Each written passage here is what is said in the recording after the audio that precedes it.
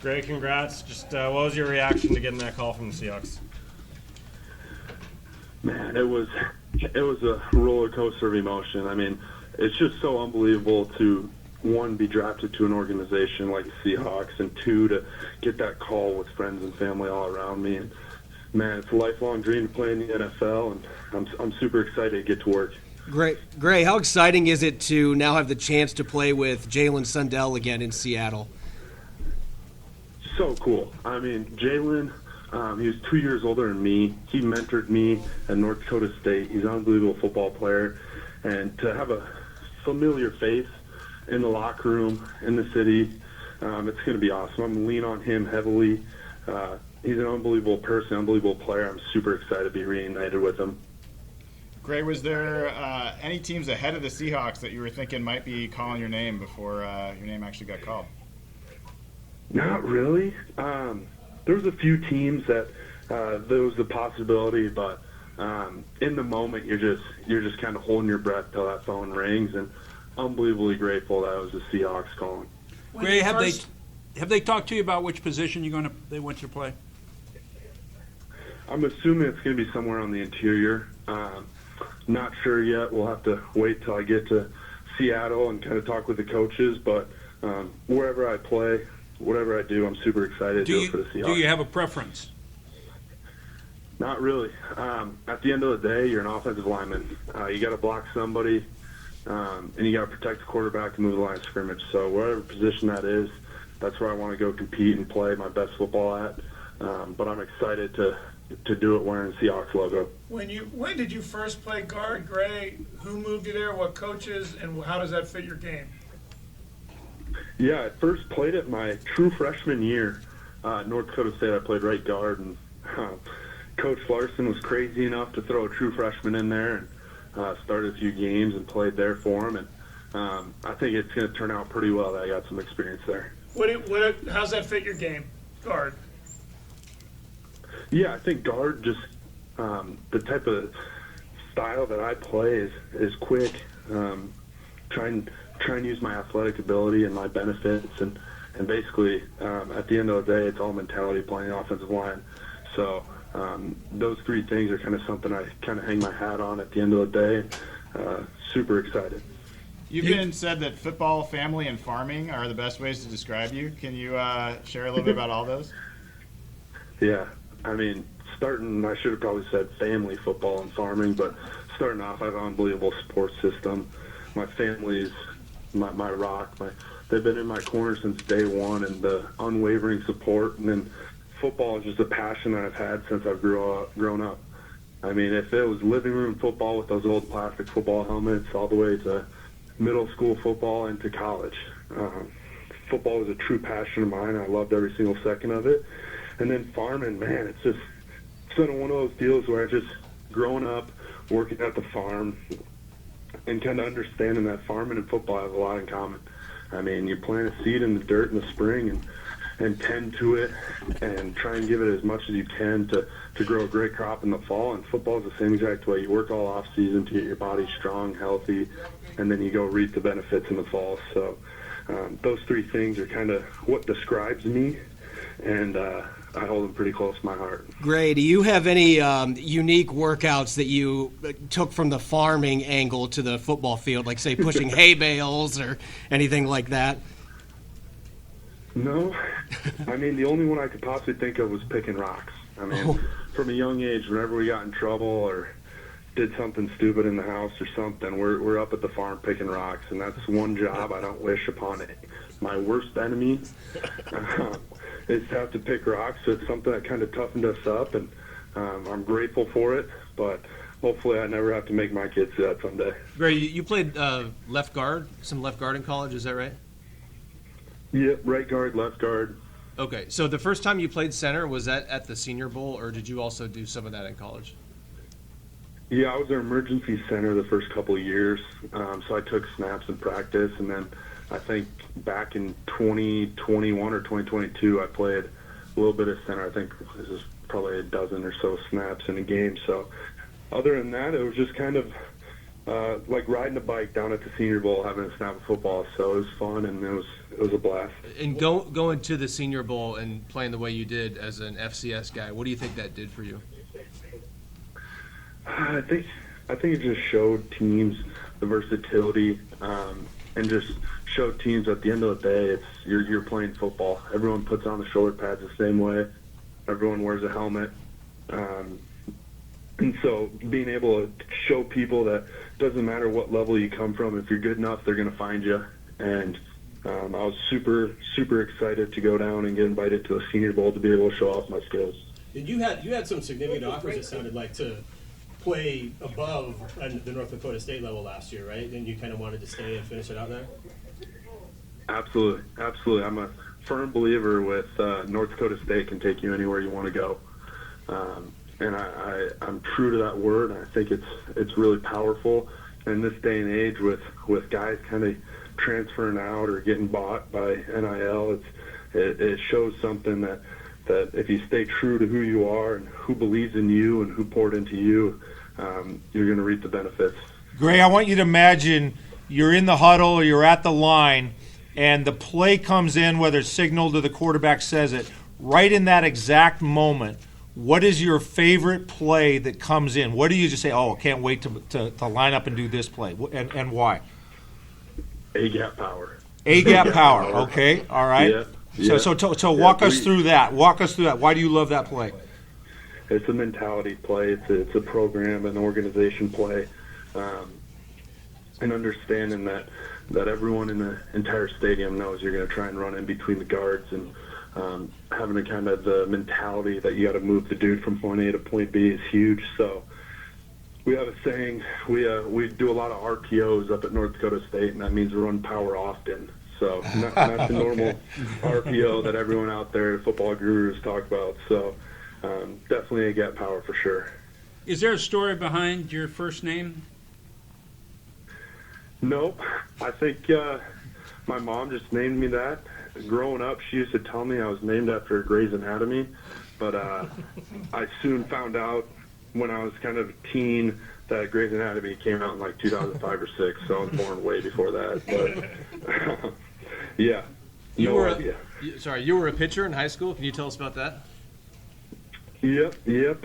I used to throw around a baseball out on the diamond a little bit, and I was a little intimidating off the mound, being bigger than most of my guys, but super excited. What kind of velocity are we talking? I was slow enough to where I wasn't getting much love, but I was fast enough to where I was doing all right work on the mound. So I was kind of in that low 90s range, but I throw a baseball left-handed, so it was a little bit of love. Did you were you guys having a draft party tonight, or where were you when the Seahawks called you? Yep, we're in our basement having a draft party with a ton of family and friends, and enjoying the hell out of this one. Gray, Is it in Pierre? Yep. Gray, when you were at the Senior Bowl, the rumor was that in 1v1 drills, the defensive players kept calling for you, wanting to go against you, and you took a bunch of snaps at every position. Can you talk about that experience and that circle of all the scouts and coaches watching those 1v1s?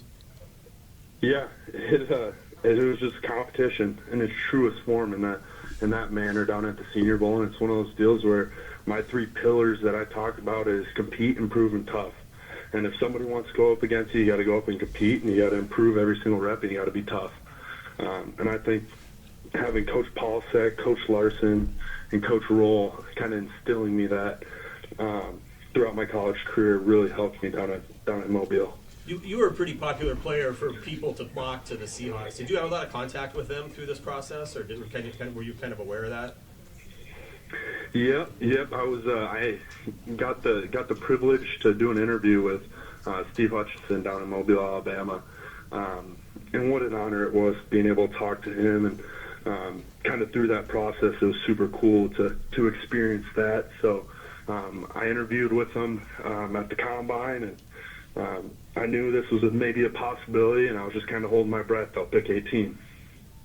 What offers did you turn down, NIL or transfer? They were up there. there were some offers that kind of made me scratch my head, and my head coach always calls me stupid for not taking the money. But at the end of the day, I think it paid off pretty well. We're talking six figures Oh yeah, yep, from Power 5 schools. yep. Gray, you gave a great breakdown of A-gap power and your mentality. The new offensive coordinator here, Clint Kubiak, he's in his past been very fond of outside zone. So now just tell us on the occasions you blocked outside zone, what's your mentality and the thought process on that, and how much experience do you have in that? Yeah, I love outside zone. Get to be a big athlete and go run out in space and really show your athleticism along the line of scrimmage. So we started running a little bit more outside zone at North Dakota State this year with our head coach coming in, and he's an Iowa guy. And we just talked about the importance of understanding the defense and stop beating your head against the wall trying to run A-gap power and their sacks in the box. Let's go get to the edge. Let's use our athleticism, and let's go play ball and let our running backs make us right. So I think outside zone's a really fun scheme to run, and I'm super excited that the Seahawks are kind of diving into that. Hey, Gray, both your parents are athletes. Your dad was a defensive lineman. You guys ever have any conversations about if you went up against each other, who would win? Yep, there was in a back alley in Fargo, there may have been a one-on-one rep with the majority of the Fargo media reporters watching us late at night after a big semifinal win here a few months ago. But let's just say I was able to handle him, but he's going to be 60 here in July, so I don't know if that's very impressive, if I should be bragging about that or not. But, yeah, unbelievable parents and competition in the truest form for sure. Great. The connection you had with Steve Hutchinson, can you talk a little bit more about that? What was that like? What were the similarities that made you hope and hold your breath for 18 for the Seahawks? Yeah, I mean, Steve was just an unbelievable football player. The mentality that he played with was off the charts. I mean, he's an unbelievable person, super connected with kind of offensive linemen and understanding their passion for the game of football. So being able to connect with him was a surreal experience. I remember after my interview with him down at the Senior Bowl, I immediately called my dad to tell him that. So super excited and hopefully have more conversations with him. Gray, what do you know about the Seahawks? Like, not necessarily the current roster. If you do, that's fine. But just growing up, what did you think of the Seahawks? What was your impression of the Seahawks as a football team? Yeah, the 12s, loudest stadium in the entire National Football League. They had an unbelievable defense growing up, and I love the mentality that their defense played with. And then just kind of moving over right now in their current roster, I know was fortunate enough to train with Abe Lucas a little bit this offseason at our training facility. Obviously, really good buddy of mine, Jalen Sandell's out there right now, so super excited to get out to Seattle, Washington, and start getting to work with those guys. Where was that you trained with Abe Lucas? Excel Sports Management in Irvine, California. Gray, you said that you assume that you'll be an interior offensive lineman. That doesn't specify you had the experience at the Senior Bowl and you had some reps at North Dakota State at center. What's your thoughts about center? Do you think that they're going to have they conveyed to you? Are they going to try you at center? Just kind of explain your thoughts between guard and center as you move forward. Man, I'm not sure where they're going to kind of test me out at or kind of let me try, I should say, but the great thing about center is technically you can't get a false start. So we're starting positively there. Okay. And I think it's super cool that center is kind of the QB of the offensive line. You're either all right or you're all wrong. But being able to communicate with the five guys up front is super important. So I think that's going to be a unique experience if I have the opportunity to go there. And then at guard, it's a lot of the times you're a first guy into a double team and you're the firm up front guy to give the quarterback depth in the pocket. So wherever I play, super excited and excited to protect the QB. Did you get to know Jalen's sister at all? Obviously, she just got drafted here by the Seattle Storm as well. Round 3, pick 26. It's going to be a Sundell reunion out in Seattle. What an unbelievable family, too. I got to know Serena a little bit just through the years of her coming up to watch Jalen here and there, but super excited for that family and to kind of get both their kids in the same city. So hopefully get to see that crew quite a bit here in the next few years. What's next? What do you do tonight? What do you do tomorrow before the Seahawks send you out here?